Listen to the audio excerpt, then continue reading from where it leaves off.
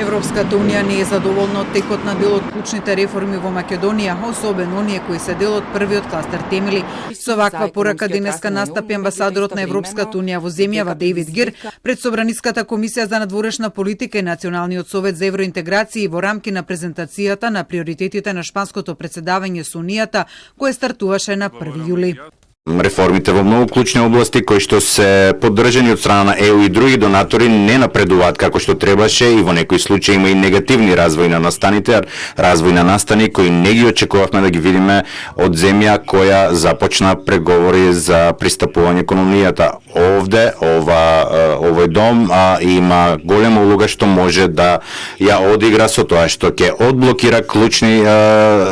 носењето на клучни закони и ќе го обезбеди соодветното функционирање на други важни институции, започнувајќи со владењето на правото и борбата против корупцијата. Гир директно и порача на владата дека треба да донесе нова стратегија за судска реформа за периодот 2023 до 2027 година, која што ќе се осврне на недостатоците на имплементацијата на соодветните закони, од кои некои испливале на површина со неодамнешните случувања во судскиот совет, за чија работа, како што рече Гир, Европската комисија испраќа високо оценско тело во земјава.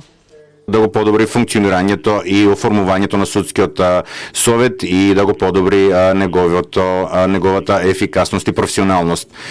Неефикасноста на судовите беше негативно повлијаена од задоцнетите назначувања на суди. Сега, повеќе од кога било, треба да се засили имплементацијата на стратегијата за човечки ресурси во судиите и во јавното обвинителство. Гир пред пратениците, кои се членови на двете тела, рече дека собранието има мокни алатки да биде надзорно тело на владата и државните институции, но и како се спроведуваат препораките на надзорните тела. Исто така, многу клучно е што побрзо да се реализира и назначувањето на членови по принципот на меритократија во неколку институции, како Уставниот суд, Советот за јавни обвинители, Советот за медиуми, Комисијата за заштита од дискриминација, 5 заменици на народниот правобранител, за да се обезбеди нивно функционирање. Евроамбасадорот денес од собранието и порача на владата да одолее на искушението да ги пушта законите во забрзана постапка без да обезбеди консултации во собранието. Зборувајќи пак за уставните амандмани, за кои рече дека наскоро ќе се најдат пред пратениците,